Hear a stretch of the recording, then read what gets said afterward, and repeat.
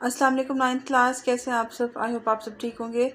Students, chemistry के lecture में जो आज हमने थर्ड प्रॉपर्टी पढ़नी है किसी भी एलिमेंट की, वो है आयनाइजेशन एनर्जी। मेन टॉपिक जो हमारा चैप्टर 3 में वो है पेरियोडिसिटी ऑफ प्रॉपर्टीज़, कि प्रॉपर्टीज़ जो हैं वो पेरियोडिक टेबल में किस इंटरवल के साथ कैसे रिपीट होती हैं और पीरियड और ग्रुप में उनकी क्या ट्रेंड है, क्या चेंजेस हैं। ठीक है, कल हम लोगों ने डिस्कस किया था एटॉमिक रेडियस और शील्डिंग इफेक्ट। आज बारी है आयनाइजेशन एनर्जी। अब यहाँ एनर्जी का वर्ड है, इसका मतलब है यहाँ पे कोई ना कोई ताकत यूज़ की गई है। वो एनर्जी जो कि किसी एटम के आउटर मोस्ट शेल में से इलेक्ट्रॉन को रिमूव करने के लिए, तो वो एनर्जी जो कि किसी भी एटम के जो स्ट्रक्चर है, अगर हम उसको देखें, फॉर एग्जांपल अगर मैंने जैसे आपके सामने एक ड्रॉ किया हुआ है, अगर आपके सामने कोई एटम है, ठीक है, आपने उसका स्ट्रक्चर ड्रॉ किया, ये न्यूक्लियस है सेंटर में, ठीक, आसपास उसके KLM 3 शेल्स हैं। पहला शेल कम्प्लीटली फिल्ड 2 इलेक्ट्रॉन, दूसरा शेल कम्प्लीटली फिल्ड 8 इलेक्ट्रॉन 10 हो गए। तीसरे शेल में 1 2 3 4 5 इलेक्ट्रॉन है, और तीसरे शेल में आते कितने इलेक्ट्रॉन हैं? 18। ठीक है, होता क्या है कि अगर आप इस आउटर मोस्ट शेल में से इलेक्ट्रॉन को रिमूव करवाना चाह रहे हैं कि ये इलेक्ट्रॉन ये लूज़ कर दे, यहाँ से मैं रिमूव करवा दूँ, तो उसके लिए जो एनर्जी चाहिए होगी, ठीक है, जो एनर्जी चाहिए होगी, क्यों एनर्जी चाहिए होगी? क्योंकि ये न्यूक्लियस है, इसके ऊपर पॉजिटिव चार्ज है, इलेक्ट्रॉन के ऊपर नेगेटिव चार्ज। तो आपको पता है पॉजिटिव और नेगेटिव की अट्रैक्शन होती है, एक दूसरे को अट्रैक्ट करते हैं, फोर्स ऑफ अट्रैक्शन होती है उनके दरमियान में। तो जब आप इलेक्ट्रॉन रिमूव करना चाहेंगे तो वो इतनी आसानी से रिमूव नहीं हो पाएगा, उसके लिए कोई ना कोई सर्टेन अमाउंट ऑफ एनर्जी चाहिए होती है। तो वो अमाउंट ऑफ एनर्जी जो किसी भी एटम के स्ट्रक्चर में से आउटर मोस्ट शेल में से इलेक्ट्रॉन को रिमूव करने के लिए रिक्वायर्ड हो, उसको हम कहते हैं आयनाइजेशन एनर्जी। ठीक है, तो प्रॉपर इसकी डेफिनेशन देख लेते हैं। The amount of energy required to remove most loosely bound electron from valence shell of isolated gaseous atom is called ionization energy। के वो amount of energy जो किसी भी gaseous atom के आउटर मोस्ट शेल में से इलेक्ट्रॉन को remove करने के लिए ज़रूरी हो, उसको हम आयनाइजेशन एनर्जी कहते हैं। ठीक है, जैसे आपकी बुक में एग्जांपल दी गई है सोडियम की, सोडियम जो है उसका एक इलेक्ट्रॉन जब निकलता है तो उसके लिए जो एनर्जी रिक्वायर्ड होती है वो 496 किलो जूल पर मोल एनर्जी होती है। अब आपको पता है कि अगर ज़रूरी नहीं है कि हमने एक इलेक्ट्रॉन निकालना, हम बाज़ औक़ात एक से ज़्यादा इलेक्ट्रॉन भी निकालते हैं, रिमूव करवाते हैं। ठीक है, 2 इलेक्ट्रॉन लूज़ होते हैं, 3 इलेक्ट्रॉन लूज़ होते हैं, ये डिफरेंट होता है इसमें। अब अगर आपके पास एक एटम है, ठीक है, सबसे पहले अगर आप स्ट्रक्चर पर गौर करें, अगर आपके पास एक एटम का स्ट्रक्चर है, उसके आउटर मोस्ट शेल में 5 इलेक्ट्रॉन मौजूद हैं और एक आप रिमूव कर चुके हैं।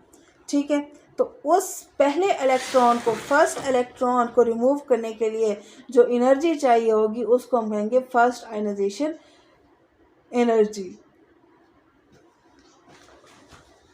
लेकिन अब आपने एक इलेक्ट्रॉन रिमूव कर लिया, अगर आप उसी एटम के उसी शेल में से दूसरा इलेक्ट्रॉन यानी एक और इलेक्ट्रॉन रिमूव करना चाहेंगे तो उसके लिए जो एनर्जी रिक्वायर्ड होगी वो होगी सेकेंड आयनाइजेशन एनर्जी।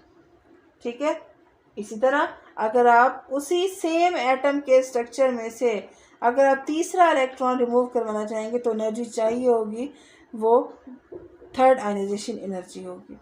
और ये एनर्जी क्यों चाहिए होती है? क्योंकि बेटा न्यूक्लियस और इलेक्ट्रॉन एक दूसरे को अट्रैक्ट किया होता है, उनको सेपरेट करना इतना पॉसिबल नहीं है। सो डेफिनेशन देख लेते हैं, आई होप आपको समझ आ गया होगी। फर्स्ट आयनाइजेशन एनर्जी क्या होती है? Energy required to remove first electron from outermost shell of an atom is called first ionisation energy. के किसी भी एटम के शेल में से, आउटर मोस्ट शेल में से पहले इलेक्ट्रॉन को रिमूव करने के लिए जो एनर्जी होती है उसको हम फर्स्ट आयनाइजेशन एनर्जी कहते हैं। इसी तरह सेकेंड आयनाइजेशन एनर्जी क्या होती है? Energy required to remove second electron from outermost shell of same atom is called second ionization energy. उसी एटम के शेल में से अगर आप एक और इलेक्ट्रॉन रिमूव करना चाह रहे हैं तो जल्द रिमूव करवाना चाह रहे हैं तो जो एनर्जी रिक्वायर्ड होगी उसको हम कहते हैं थर्ड आयनाइजेशन एनर्जी। सॉरी, जो एनर्जी सेकेंड के लिए चाहिए होती है उसको हम सेकेंड आयनाइजेशन। ओके, सो ये हमने देख लिया कि फर्स्ट, सेकेंड और थर्ड आयनाइजेशन एनर्जी क्या होती है। अब इसका ट्रेंड देख लेते हैं कि कौन सी एनर्जी ज़्यादा होगी। बेटा अगर आप गौर करें तो जो एटम का स्ट्रक्चर है उसमें न्यूक्लियस और जो इलेक्ट्रॉन होता है अपोजिट चार्जेस होते हैं तो एक दूसरे को ही अट्रैक्ट करते हैं। न्यूक्लियस की यही अट्रैक्टिव फोर्स है जो कि इनको इस शेल में रखती है और इलेक्ट्रॉन बाउंड रहते हैं। अब अगर आपने यहाँ से पहला इलेक्ट्रॉन रिमूव कर दिया तो उसके लिए जो एनर्जी चाहिए होगी उसको हम कहेंगे फर्स्ट आयनाइजेशन एनर्जी। लेकिन अगर आप उसी एटम के उसी शेल में से एक और इलेक्ट्रॉन रिमूव करना चाहेंगे तो वो कहलाएगी सेकेंड आयनाइजेशन एनर्जी। और अगर आप उसी सेम शेल में से एक और इलेक्ट्रॉन, तीसरा इलेक्ट्रॉन रिमूव करवाना चाहेंगे तो उसको हम कहेंगे थर्ड आयनाइजेशन एनर्जी। और ये ऐसे बढ़ती जाती है। ठीक है, बात आती है कि कौन सी एनर्जी ज़्यादा होती है, कौन सी कम। अगर आपने पहला इलेक्ट्रॉन रिमूव करवाया है तो एक सर्टेन अट्रैक्टिव फोर्स है उस इलेक्ट्रॉन और न्यूक्लियस के दरमियान। अब यहाँ से ये इलेक्ट्रॉन जा चुका है। ठीक है, फॉर एग्जांपल 5 जूल हमने एनर्जी यहाँ पे लगाई है फर्स्ट के लिए।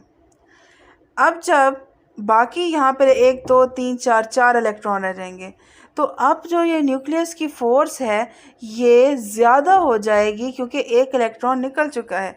पहले एक एनर्जी 5 लोग यूज़ कर रहे थे, अब एक एनर्जी 4 लोग यूज़ कर रहे हैं। अगर आपके घर में कोई चीज़ आई हुई है और अगर 2 फैमिली मेम्बर्स चले जाते हैं कहीं पर तो आपको तो हिस्सा ज़्यादा मिलेगा ना उस चीज़ का।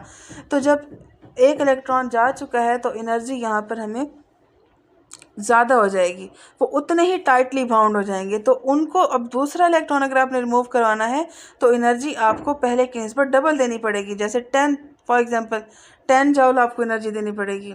अब 2 हो गए, अब उसी शेल में पीछे 3 इलेक्ट्रॉन रह गए।